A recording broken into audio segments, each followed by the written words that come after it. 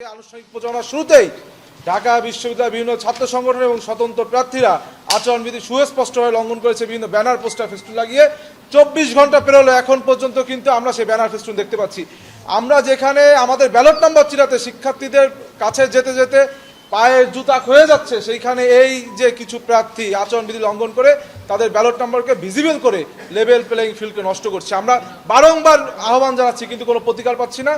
আজকে এই সব বিষয়ে, সার্বিক বিষয়ে আমাদের মাঝে এখন কথা বলবেন আমাদের বাংলাদেশ। বলে যাচ্ছি যে জিনিসটা নিয়ে আমাদের কদিন যাবতীয় আতঙ্ক কাজ করছিল, সেটা হচ্ছে আপনারা জানেন 40,000 ভোটার, ভোট কেন্দ্র মাত্র 8টি। তো এখন ভোট দিতে হবে আপনার প্রায় হচ্ছে যে 41টি। তো মানে 8টা ভোট কেন্দ্রে গড়ে হিসাব করলে 5,000 পড়ে। তো সেখানে হচ্ছে যে আপনার প্রতিটা ক্যান্ডিডেটকে প্রায় 41টি ভোট, হল সংসদ এবং ডাকসু দুটা মিলিয়ে প্রায় 41টি ভোট দিতে হবে। তো এখন সে যখন একটা ভোট দিতে প্রতিটা ভোটারের প্রায় 8 থেকে 10 মিনিট সময় লেগে যেতে পারে, এটুকু লাগবে, এটা স্বাভাবিক ব্যাপারে, বেশিও লাগতে পারে। সেখানে ঘন্টায় হচ্ছে যে মাত্র 8টা ভোট দেওয়া যাবে। তো যদি আপনি এখানে 20টা কেন্দ্র হিসাব করেন, 8 দুগুণে 16, মানে 160টা ভোট পড়বে। মানে যদি 20টা বুথ হয় আর কি, 20টা বুথে 8টা করে প্রতি ঘন্টায় ভোট পড়লে সেখানে টোটাল 160টা ভোট পড়বে। এবং যদি সেখানে হচ্ছে যে আপনি পুরো 8 ঘন্টার হিসাব করেন, সেখানে 1280টা ভোট পড়বে, শুধুমাত্র যদি 20টা ভোট কেন্দ্র হয় সেইটার হিসাব করলাম। তো যার ফলে আপনারা জেনে থাকবেন কোনো কেন্দ্রেই কিন্তু হচ্ছে যে 4,500-4,800 এর নিচে হচ্ছে যে ভোটার সংখ্যা নেই। তো সবকিছু মিলিয়ে আমাদের যে আশঙ্কার উদ্বেগের জায়গাটা, যে কোনো গত 2019 সালের যে ডাকসু নির্বাচন হয়েছিল, যে ফেক লাইন, কৃত্রিম লাইন তৈরি হয়েছিল, যার কারণে অনাবাসিক ছেলেমেয়েরা ভোট দিতে পারেনি।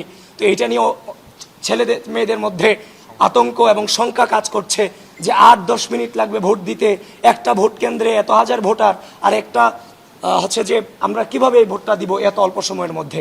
তো এটা নিয়ে হচ্ছে যে আবার পেজও অনেক বড় বড় খুঁজে নামগুলো দিতে হবে, 41টা নাম মনে রাখা, প্রায় 7টা পেজ। এগুলো নিয়ে আমাদের আশঙ্কার জায়গা ছিল।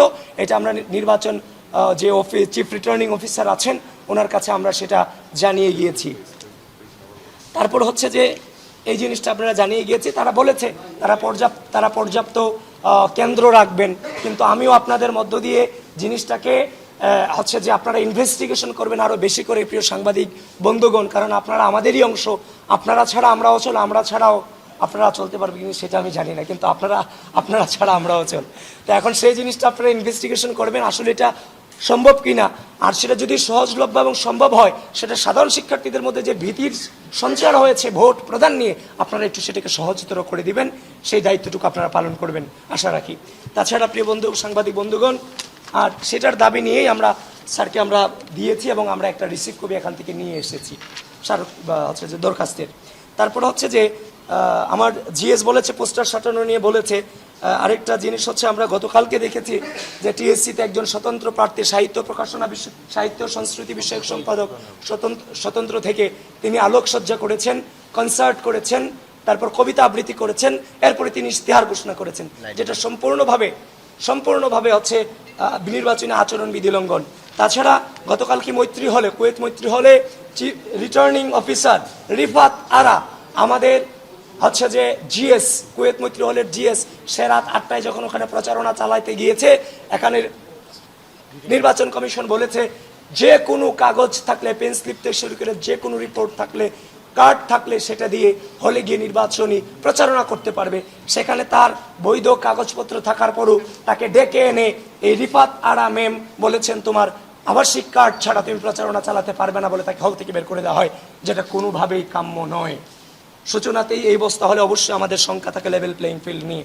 তারপর হচ্ছে যে বিশ্ববিদ্যালয়ের যে গ্রুপগুলো আমি বারংবার বলে আসছি, এই এই বাংলাদেশের ভোটাধিকার এবং গণতন্ত্রকে ফিরিয়ে আনবার জন্য আমি আপনাদের সামনে কথা বলছি, 2016 সাল থেকে আজ পর্যন্ত এই রাষ্ট্র থেকে কোনো প্রকার সুযোগ সুবিধা না নিয়ে, জীবনের সকল সম্ভাবনাকে উপেক্ষা করে রাষ্ট্রের ভোটাধিকার এবং গণতন্ত্রকে ফিরিয়ে আনবার জন্য আজও পর্যন্ত লড়াই করে যাচ্ছি। হাসিনা চলে গেছে, এই ঢাকা বিশ্ববিদ্যালয়ের মাটি থেকে আমরা আশা করছি গণতন্ত্র এবং ভোটাধিকারের সূচনা ঢাকা বিশ্ববিদ্যালয় থেকে হবে। কিন্তু আমরা দেখতে পাচ্ছি ঢাকা বিশ্ববিদ্যালয়ের বিভিন্ন গ্রুপগুলো চিফ রিটার্নিং অফিসার সহ নির্বাচন অফিস থেকে বিশ্ববিদ্যালয়ের সহযোগিতা নিয়ে বিটিআরসিকে চিঠি দিয়েছে। তারা বিশ্ববিদ্যালয়ের যে গ্রুপগুলো প্রপাগান্ডা ছড়াচ্ছে, শিক্ষার্থী সংসদ 1, শিক্ষার্থী সংসদ, ঢাকা বিশ্ববিদ্যালয়ের শিক্ষার্থী সংসদ 1, শিক্ষার্থী সংসদ 2, তারপর হচ্ছে যে নিরাপত্তা মঞ্চ সহ তারা এগুলার জন্য বন্ধ করে এই জন্য নির্বাচন কমিশন বিটিআরসিকে চিঠি দিয়েছে। কিন্তু আমরা দেখতে পেলাম সেই গ্রুপগুলোর নাম পরিবর্তন করে ফেলেছে। গ্রুপ তো বন্ধ করবে দূরের কথা, গ্রুপগুলোর নাম পরিবর্তন করে আচ্ছা যে শিক্ষার্থী সংসদ রাখা হয়েছে, ঢাকা বিশ্ববিদ্যালয় বাদ দিয়ে শিক্ষার্থী সংসদ রাখা হয়েছে। আমরা হচ্ছে যে এই চিফ রিটার্নিং অফিসারকে আজকে আরো কয়েকটা পেজের নাম দিয়েছি, ডিউ ইনসাইডার, এখন ঢাকা আপডেট হয়েছে। তারপর হচ্ছে যে আরেকটা ডিউ আপডেট, ঢাকা আপডেট হয়েছে। The beauty of DU campus সহ এই পেজগুলো অনবরত বিভিন্ন প্রার্থীদের সম্পর্কে প্রপাগান্ডা ছড়াচ্ছে, যেটা কোনোভাবেই নির্বাচনের মাঠকে হচ্ছে যে আপনার শান্ত রাখার কোনো প্রমাণ মেলে না। এটা ঘৃণা চর্চা হচ্ছে। এই গ্রুপগুলো যতক্ষণ না পর্যন্ত বন্ধ হবে ততক্ষণ পর্যন্ত আমরা সেফ ফিল করছি না। অতি দ্রুত কয়েক ঘন্টার মধ্যে আমরা চিফ রিটার্নিং অফিসারকে বলেছি আপনারা এটা সম্পর্কে সিদ্ধান্ত দেবেন, কারণ আপনাদেরকে ঢাকা বিশ্ববিদ্যালয় প্রশাসনই আপনাদেরকে এই জায়গায় বসিয়েছে। অবশ্যই প্রশাসন আপনাকে সহযোগিতা করছে। যদি ঢাকা বিশ্ববিদ্যালয় প্রশাসন আপনাদেরকে সহযোগিতা না করে, সেটাও ঢাকা বিশ্ববিদ্যালয়ের শিক্ষার্থীদের কাছে সম্মুখে বলতে হবে যে আমরা অসহায়, আমাদেরকে সহযোগিতা করছে না, সে অনুযায়ী আমরা ব্যবস্থা গ্রহণ করব।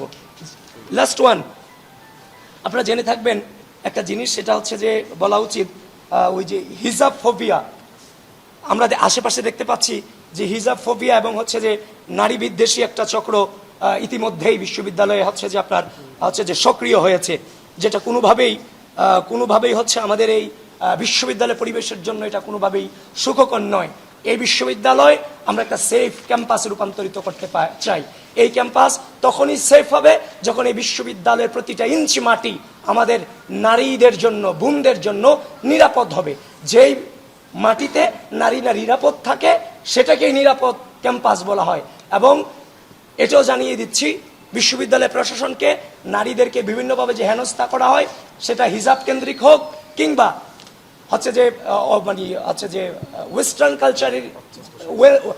ওয়েস্টার্ন কালচারই যারা অনুসরণ করে তাদের ক্ষেত্রেই হোক, যেই মতের হোক, সে যেন তার অধিকার প্রপারলি রক্ষা করে নিরাপত্তা সহকারে চলতে পারে, সেই পরিবেশ যেন বিশ্ববিদ্যালয় সৃষ্টি করে, সেই জন্য বিশ্ববিদ্যালয়কে আমরা আহ্বান করেছি।